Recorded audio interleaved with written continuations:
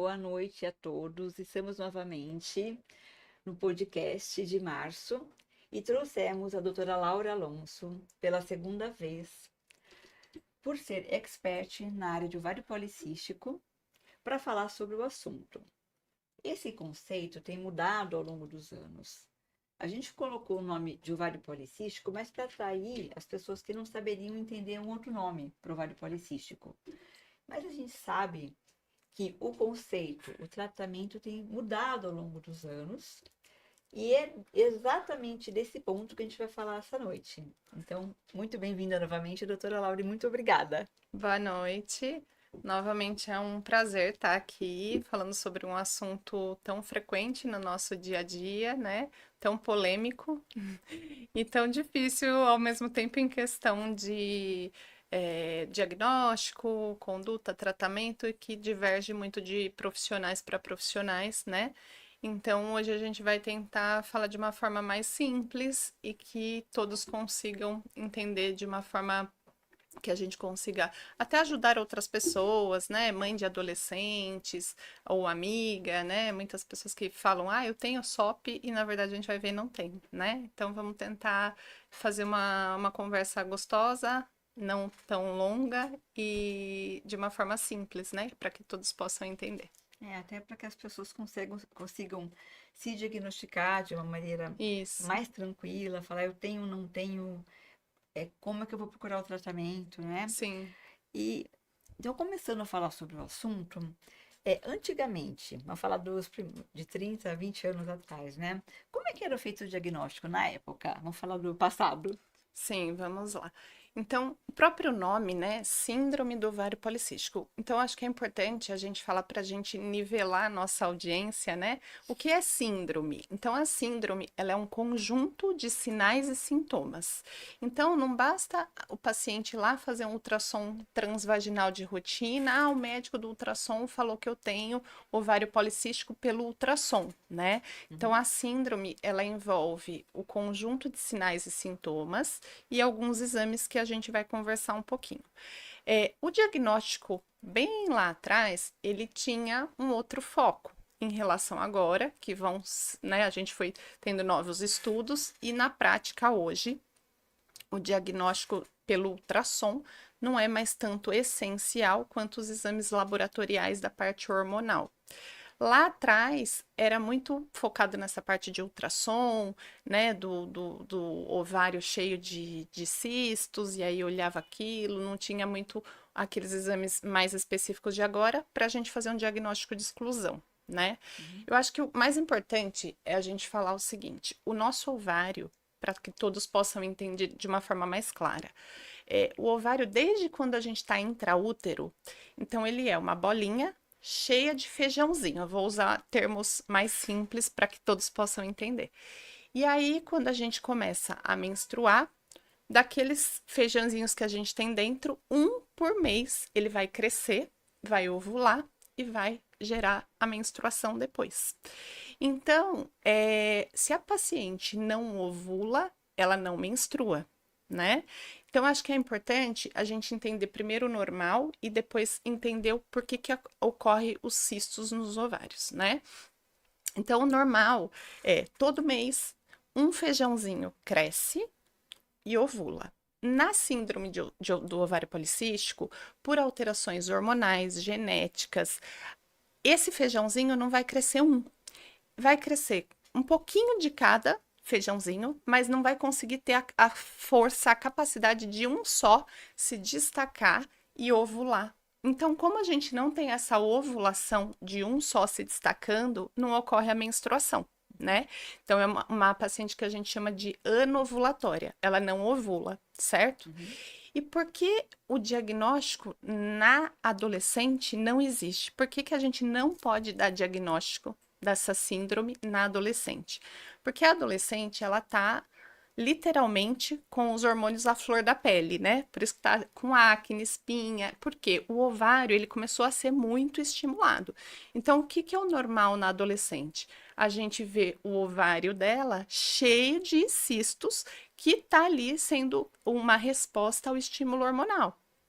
Então, a gente vai falar mais detalhadamente na parte de diagnóstico, mas na adolescente é uma coisa normal, fisiológica, o ovário tá com os feijãozinhos todos destacados ali. Eu acho que pra gente, vamos começar com assuntos que as pacientes trazem pra gente e que são mitos, né? Então, vamos falar assim, a síndrome do ovário policístico, ela é uma entidade exclusivamente ginecológica, porque a maioria procura o ginecologista. É. Não, gente, não é um problema ginecológico, né? Se a gente fosse escolher entre eu e a doutora Cris, é mais até um problema que a doutora Cris consegue ajudar, porque é um distúrbio endócrino, né, metabólico, do que propriamente do ovário. Então, para começar, é uma entidade exclusivamente ginecológica? Não, né? É uma entidade metabólica. Segundo ponto, o diagnóstico é essencial fazer o ultrassom? Não, o ultrassom não é essencial para o diagnóstico, né? E terceiro ponto que as pacientes trazem para a gente na consulta. O tratamento, doutora, eu tenho SOP e eu faço tratamento com pílula. Pílula trata SOP? Não. Pílula anticoncepcional não trata SOP, né? Uhum. Então, acho que esses pontos são os que as pacientes no dia a dia acabam tendo esse conhecimento que não é correto, né? Muitas vezes até proferido por profissionais, que elas tiveram antes uma passagem em consulta, tiveram um diagnóstico e esse tratamento com a pílula, né? Então, acho que esses pontos a gente consegue agora conversar um pouquinho mais separado e falando um pouquinho mais pausadamente. É até a evolução do nome, né? Em alguns cursos, né, alguns profissionais da área já falam que o nome SOP um dia vai cair por terra, né? Porque tá caindo já, Exatamente, né? é. Então, o nome SOP Confunde, né? confunde na realidade, né? Isso, Então, assim, o pessoal fala muito hoje de distúrbio metabólico isso, associado à ovulação, né? isso, Porque isso. tem muito mais a ver o nome do que o nome SOP. Exatamente. Tem muitas pacientes que chegam pra gente, né? Ou, o médico do ultrassom falou que eu tenho SOP, né? Na hora de fazer o ultrassom. A Uhum. gente vai conversar na parte de diagnóstico que para o ultrassom ser útil no diagnóstico, não é no ultrassom de rotina de 5 minutos que a gente vai conseguir Uhum. ajudar e ter essas características que eu preciso avaliar do ovário, né? Então, é um ultrassom mais detalhado, tem que ter medida de cada folículo, isso já entra na parte do diagnóstico. Mas, assim, de uma forma geral, o que é importante é a gente saber que não é uma doença exclusivamente do ovário, né? Uhum. E muitas vezes o ginecologista é o primeiro a atender essa paciente, porque, como a paciente não menstrua, ela acaba buscando primeiro o ginecologista para saber o que acontece. E aí, muitas pacientes falam, doutor, eu vim porque a minha esteticista disse que eu tô com acne nessa região ou pelo nessa região e que eu tenho SOP. Então, a esteticista já deu o diagnóstico, né? E aí, a gente sabe que isso é uma síndrome que não é do ovário, que ela tá acometendo o corpo todo, essas alterações metabólicas. E aí existe os locais do corpo específicos onde essas alterações ocorrem, não é exclusivamente no queixo, né? Então, assim, isso também é um outro mito, né? Só acometeu a região do queixo, ou o pelo, né? Ou acne. E outra coisa, as pacientes, eu tenho bastante pelo. Então, a gente também tem que diferenciar o que é excesso de pelo feminino e o que é excesso de pelo de padrão masculino. Então, na SOP, que é uma anovulação e que a gente tem o aumento dos hormônios, né, de androstenediona, testosterona, a gente vai ter o aumento de pelos do padrão masculino, que é o hirsutismo. É diferente da hipertricose, que é o aumento de pelos fininhos, né, num padrão mais feminino. Então, tem muitas mulheres que têm mais pelos, né, e é um padrão feminino, não entra no diagnóstico, né, do que é o padrão para SOP. Então, não basta ter aumento de pelo, a gente tem que saber como é esse pelo. É um pelo grosso? É um pelo de padrão terminal masculino? Então, isso é muito importante para a gente poder olhar, classificar, né? E as regiões também. Antigamente, a gente tinha a escala o índice de Fermat e Gauss, né? Que tinha a pontuação. Então, a gente examina o paciente e vai dar notas de acordo com o número de pelos, né? É pouquinho, é médio, e aí é uma coisa muito subjetiva, que hoje Totalmente, não é é. tão usado, mas tem as regiões que é específica. Então, bigode, a região de barba, tórax, né? O dorso, coxa. Então, são pontos que a gente tem que olhar ali na paciente, né? E realmente ver se realmente esses pontos estão acometidos ou não. Não é exclusivo, não é? Tem paciente que a gente já vai conseguir saber que ela tem a síndrome já, às vezes olhando o exame, né? E pela história da menstruação, enfim. Mas são pontos que antes eram muito usados e hoje já não tem uma importância essa contagem da escala, né? Dos pontos acometidos por pelos, já não tem uma importância na prática clínica. Ela é usada mais em parte de estudos científicos, né? Estatística. Na prática, hoje, os exames laboratoriais e a clínica da paciente acaba sendo mais importante e o ultrassom acaba sendo um pouco complementar a essa parte do diagnóstico. Então, como é que você examina a paciente em relação a esse contexto? Você vê essa parte dos pelos, você conversa com ela sobre a questão da ovulação, né? O que mais você observa nela na consulta, além dessas questões? Como é um distúrbio metabólico, geralmente ele vai ter uma associação à resistência insulínica, a um distúrbio metabólico, obesidade central. Então, muitas vezes a paciente chega para mim, ela não reclama de aumento de pelos ou de acne. O que ela fala, doutora, eu menstruo a cada 90, 120 dias, né? Mas eu tô com umas manchinhas escuras no pescoço, na região de dobras, e aí a gente já tem aquele olhar clínico de que aquela manchinha, que é a acantose nigricans, é um sinal de uma resistência insulínica. Então, a paciente está produzindo a insulina, mas é uma insulina que ela não está conseguindo agir direitinho ali. Ela não age direito em nenhuma célula do corpo todo, inclusive na do ovário.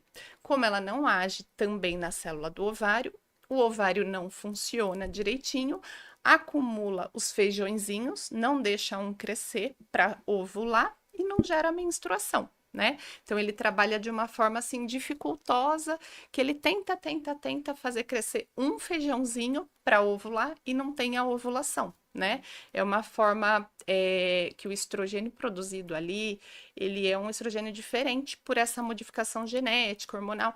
É a estrona que ela é mais fraquinha, então ela não tem a capacidade de estimular aquele feijãozinho individual para crescer aquele mês e gerar a ovulação. Então fica aquele estrogênio, a estrona fraquinha, estimula um pouquinho de cada feijãozinho ali e não consegue selecionar um e aí nunca ocorre a ovulação. Nunca não, né?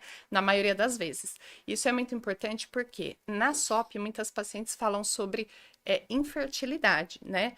É importante a gente diferenciar porque uma paciente que ovula normal, que não tem ovulação, em um ano ela tem em torno de 11, 12 ciclos, né?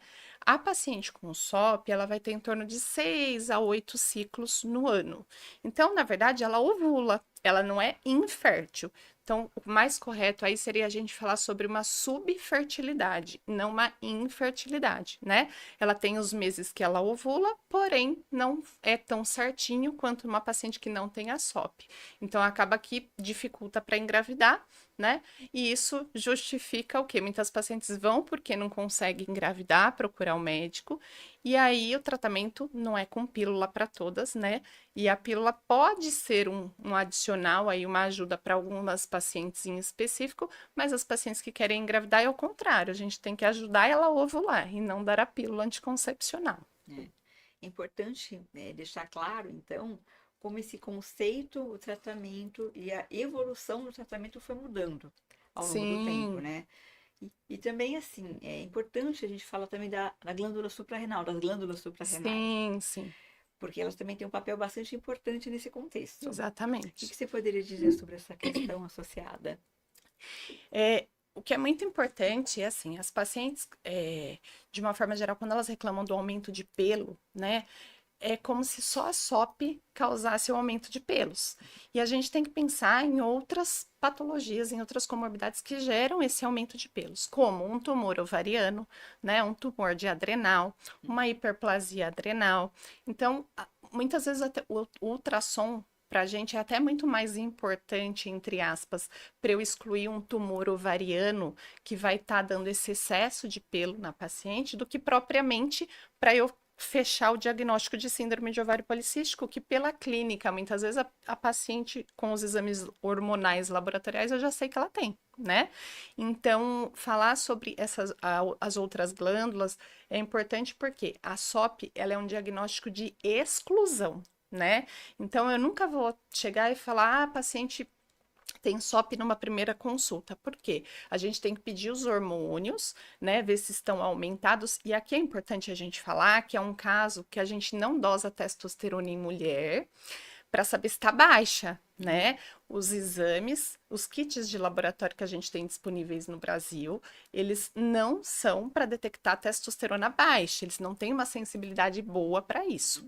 E aqui na SOP é um dos poucos casos onde a gente vai dosar a testosterona da mulher, porque eu vou pensar que ela está muito alta. Então, aí mesmo ela estando muito alta, se ela tiver no limite superior ali da normalidade, já me ajuda. Mas nunca a gente pedir a testo para saber se está baixa na mulher, né? Então, aqui é importante a gente falar sobre a dosagem da testosterona, da androstenediona, para a gente excluir que esse aumento de pelo, que essa falta da menstruação da paciente não seja de outros órgãos, de outras glândulas, né? E a gente não ficar achando que é só SOP, que tudo é SOP na nossa vida, né? Então a gente tem que abrir a cabeça e pensar em outras coisas, né? Hipotiroidismo, descontrolado pode fazer a paciente também não menstruar, né? O aumento da prolactina, um tumor um adenoma de hipófise vai aumentar a prolactina, ela também não vai menstruar. Então não é tudo que é SOP, né? E a parte da adrenal é muito importante a gente pensar sempre. Por quê? Porque ela produz aquele hormônio que vai dar o aumento de pelo, a mesma característica, né, física ali da SOP, porém não é uma SOP. A gente vai saber isso como? Dosando os exames laboratoriais hormonais.